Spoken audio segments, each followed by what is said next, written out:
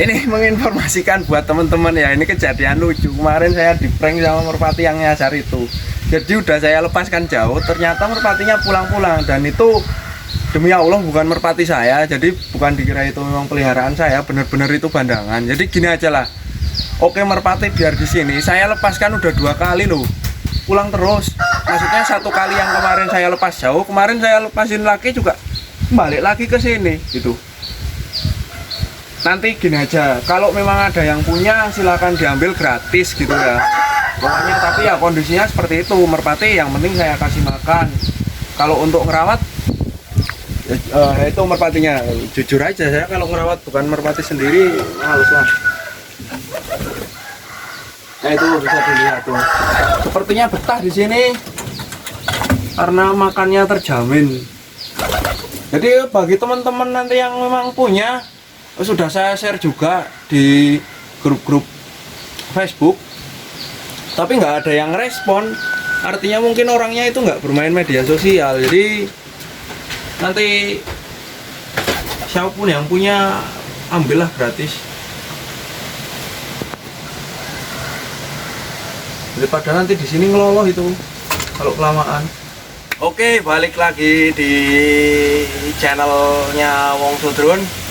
Untuk kali ini saya akan berbagi tips mengenai ngelend sebelum lomba atau pemanasan merpati sebelum lomba. Yang baik itu seperti apa, yang benar itu seperti apa.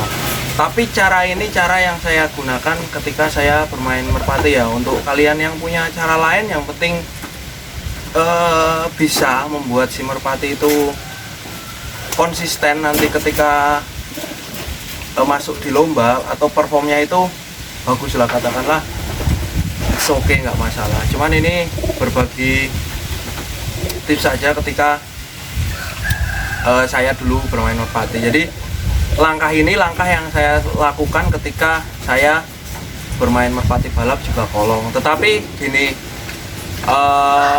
untuk berapa banyaknya jumlah kita pelepasan saat pemanasan sebelum lomba itu tergantung medannya juga ya, tergantung kondisi geografis lapangan tersebut. Misalkan saya ketika melatih merpati dari biek di kondisi di lapang atau di sawah, kemudian kita mau lomba di struktur yang geografisnya berbeda, seperti misalkan kita di perbukitan atau di pinggir pantai juga bisa berpengaruh.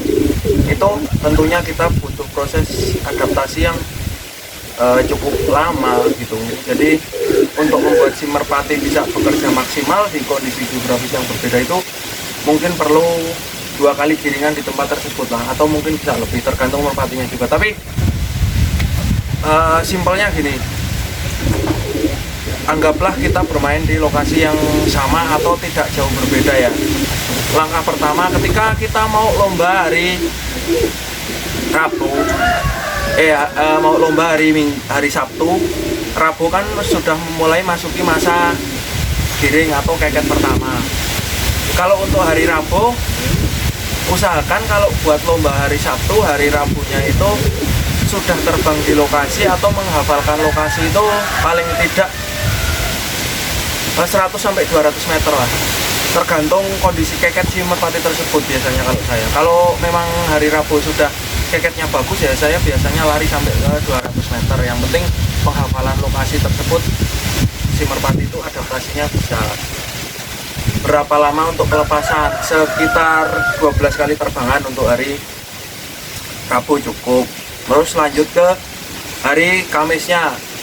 Hari Kamisnya kita usahakan kalau untuk lomba hari Sabtu, hari Kamis sudah sampai Polestar ya. Untuk langkahnya nanti teman-teman bisa di step by step gitu. Misalkan dari langkah pertama ke di 50 meter 2 kali terbangan, terus kemudian nanti lari di 200 meter 2 kali terbangan, terus kemudian lari di 400 meter 2 kali terbangan juga, terus kemudian lari di sprint, atau kalau di kolong mungkin bendera 2 ya, bisa nanti 3 kali. Jadi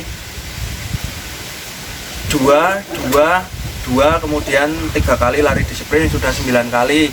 Terus kemudian di belakang sprint 2 kali lagi, sudah 11 kali. Di belakang sprint itu ya nggak usah jauh-jauh lah, yang penting di belakang sprint untuk menjaga burung tetap stabil ke arah depan atau tidak muter di atasnya 2 kali. Jadi masih sisa 3 kali terbangan. 3 kali terbangan itu nanti untuk di lepasan utama, karena biasanya saya kalau hari Kamis itu 15 kali terbangan maksimal lah gitu. Tergantung kondisi merpatinya juga. Ada mungkin merpati yang di lock di 12 kali terbangan atau 11 kali terbangan sudah kondisinya benar-benar menurun gitu, atau performnya jauh berbeda. Berat juga. Tapi rata-rata saya menggunakan merpati saya dengan cara tersebut. Untuk hari Jumatnya nanti langkah panjang kalau mau dilombakan di hari Sabtu. Langkah panjang itu artinya kita di 50 meter 1 kali, kemudian di 200 meter 1 kali, kemudian kita lari di belakang 200 meter 2 kali, di sprint 2 kali, kemudian kita polestar 3 kali. Tapi usahakan sebelum lomba jaga kondisi merpati jangan sampai gandeng ya. Artinya ketika merpati gandeng sebelum lomba itu membutuhkan tenaga ekstra 2 kali. Jadi ketika nanti dilombakan bisa saja kondisi merpati tersebut terlalu lelah atau karena kita teledor atau lengah, merpati lepasan kita nggak tahu gandeng ya, nanti kondisinya performnya nggak bagus di waktu lombanya. Untuk lomba hari Minggu sama, tetap kita ambil giringan hari Rabu, cuman diolor aja waktunya yang atau lepasannya yang dibikin berbeda. Jadi untuk lomba hari Minggu, hari Rabunya nanti bisa dikocok dulu di rumah atau diterbangin di rumah 5 meter atau sampai 10 meter, baru nanti kita hari Kamisnya ke lokasi ngelennya seperti kalau kita lomba hari Sabtu di lepasan hari Rabunya. Jadi kurang lebih seperti itu. Jadi bedanya itu cuman di hari Rabunya kalau untuk lomba hari Sabtu sama hari Minggu. Kalau untuk yang lomba hari Minggu, hari Rabunya nanti bisa dikocok di rumah dulu atau dipanasin di rumah, tapi jangan terlalu jauh, hanya untuk membuat si merpati itu tidak kaku, ototnya itu tidak kaku atau katakanlah rileks lah gitu. Terus untuk lomba sendiri, kalau untuk lomba hari Minggu mungkin kita hari Sabtunya yang dibikin ngelop langkah panjang. Jadi untuk hari Kamisnya, kalau untuk lomba hari Rabu nanti kita geser di hari Jumatnya. Kurang lebih seperti itu kalau saya. Nanti tentunya ada bahan apa saja yang mau dibawa untuk lomba, seperti semprotan, terus persiapan si merpati itu sendiri sebelum lomba apa, nanti akan saya ulas di video-video saya selanjutnya. Karena kalau saya gabungin nanti ribet atau mungkin susah untuk dipahami atau bahkan bisa bingung lah gitu. Nanti akan saya pisahkan sendiri-sendiri. Kemudian sekarang kita masuk ke part yang keempat ya. Kemarin kan saya katakan ada tips and trick masuknya kan. Jadi part 1-nya udah, part 2 udah, part 3 udah. Ini kita lari ke part yang keempat, etika di lapangan. Untuk etika sendiri sebenarnya sebagai tolok ukur merpati kita lah, atau katakanlah ngetes kualitas merpati kita di lapangan seperti apa. Karena mungkin pada saat kita melatih piye atau melatih merpati ternakan kita sendiri, terus diuji dengan merpati kita juga, kan kita nggak tahu kualitas lawan itu seperti apa ya.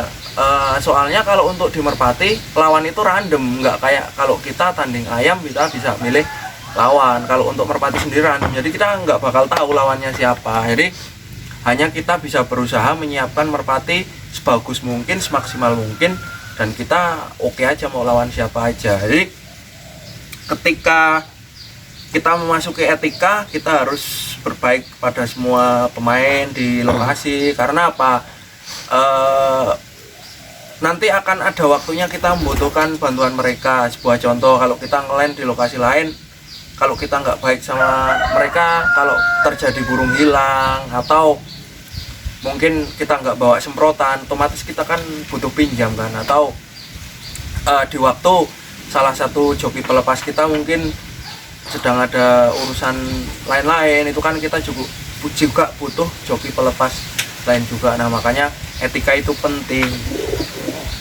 Terus kemudian saya katakan penting lagi, jadi ketika kita punya merpati, katakanlah kalian sudah menganggap merpati kalian oke, dicoba digandeng dengan merpati kalian sendiri di rumah, sudah berani ninggal lawan atau performnya itu bagus, tapi kan kita tidak tahu kondisi lawan seperti apa. Nah kita bisa meminjam untuk gandeng merpati yang sekiranya memang di lapangan itu konsisten, tapi kita ambil langkah itu jangan dalam posisi waktu sebelum lomba. Jadi sesudah giringan lomba biasanya kan menghabiskan giringan atau lop-lop fun-fun aja gitulah agak sore itu. Nah kita bisa bilang baik-baik kita mau coba ngetes gandeng, dalam artian untuk mengukur kemampuan merpati kita itu seperti apa gitu. Jadi kalau tolok ukurnya bukan merpati orang lain yang memang sudah terbukti konsisten di lapangan, kita nggak tahu kualitas merpati kita seperti apa. Jadi itulah kenapa saya sebut etika di lapangan itu sangat penting, diantaranya seperti itu. Jadi untuk nanti bagaimana persiapannya sebelum lomba akan saya bikinkan di video-video selanjutnya ya. Makanya untuk kalian yang suka dengan channel saya, support terus channel saya. Mungkin yang teman-teman yang punya media sosial lain bisa share ke sesama penghobi merpati, atau bisa nantilah diskusi di kolom komentar saya sih oke aja, lebih suka saya malah itu aja. Kurang lebih itu aja ya yang bisa saya sampaikan. Sampai ketemu lagi di video saya selanjutnya. Oke.